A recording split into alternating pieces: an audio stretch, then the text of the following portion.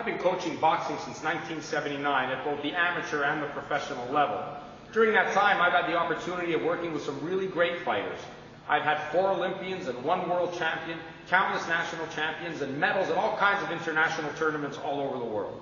It's a great honor for me to bring you this series of boxing DVDs and videos in which we cover the basics and some advanced stuff which we're going to look at today. And today the thing we're going to look at is infighting. In the past, we've taken a look at the boxing basics, the stance, and we hope you've taken a look at those, stance, positioning, the basic punches, jabs, right hands, left hooks, etc. We've looked at the defense and counter punching of those punches. And this is our third in the series, which is about infighting. And that's almost a lost art nowadays, is the art of infighting and body punching.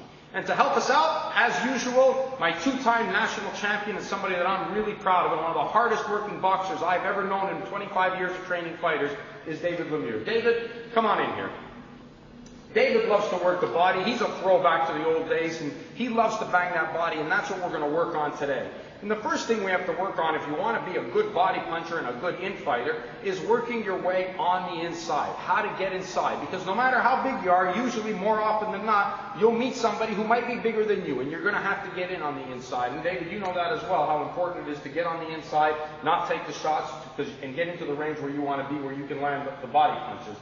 What's one of the best ways you find in getting on the inside against taller guys when they're trying to stay away from you? Getting inside is pivoting shots and trying to slip in.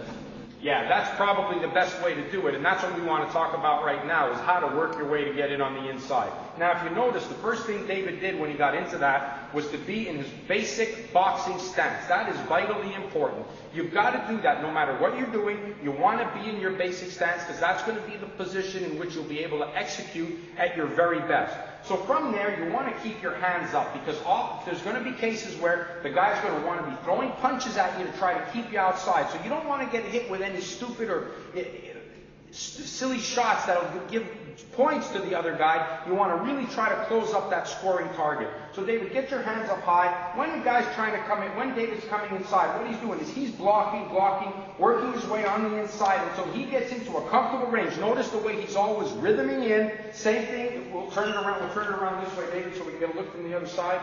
As he comes in, he's always rhythming. The guy's going to try to hold him off, but David keeps on coming in, cuts the range until he gets inside. Another way to do it is, back out there, David, another way to do it is, as David said, is to slip in. So a guy would throw a shot, you would come right under the shots, and you'd be able to work your way in. You'd slip, boom, you'd slip, and you keep coming in when you're doing that. That's it, just like that. A good bobbing and weaving gets you inside, slipping the shots. Slip here, slip there, slip under, slip here, slip there, slip under, and you keep coming in, working your way in, where you can now get off your own shots, rip the body punches that you want to throw, rip the shots up on the inside, cut the distance between you and your taller opponent. That's vital. And that's what you do in judging your range. And that's so important that you're able to slip those shots nicely, and every time you slip them is getting that much closer in. You're getting that much closer, and now David's on me where he's able to punch. So you want to slip in, boom, come on inside with it, come on inside with it, come on inside with it. Now he's inside and do the work. Let's turn it around again. Make sure you get in real good and close, David. Boom. Right there, right there, right there. Now he's inside. In 3 little moves, he slipped a 1, 2, 3 and got himself inside. From the outside position, from being outside, he's worked his way in 3 punches. Boom, boom. And there he is, right on the inside. Once you learn how to get on the inside, it makes your body attack and your infighting so much better, and it could be deadly for your opponent when you start landing good hard body shots on the inside. The other way of doing it is also with your hands tucked up. Same thing. The guy's trying to hold you off. Bang, bang, bang. You throw shots, right away you rhythm into it. Let's do it again.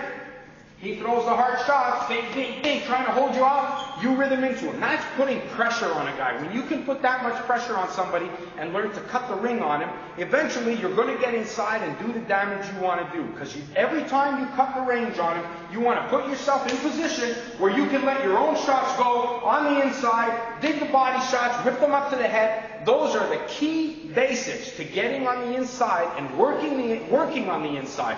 In order to be able to work there and get that left hook to the body off, in order to be able to get that uppercut off, double up the left hand, you can't do any of that if you're not able to work your way into the inside. And you know that well, David. So it's very important that you want to slip, And get inside. When you're slipping, there you are. Now you're on the inside, ready to do some work. So practice that. Learn to cut the ring. Don't follow a guy.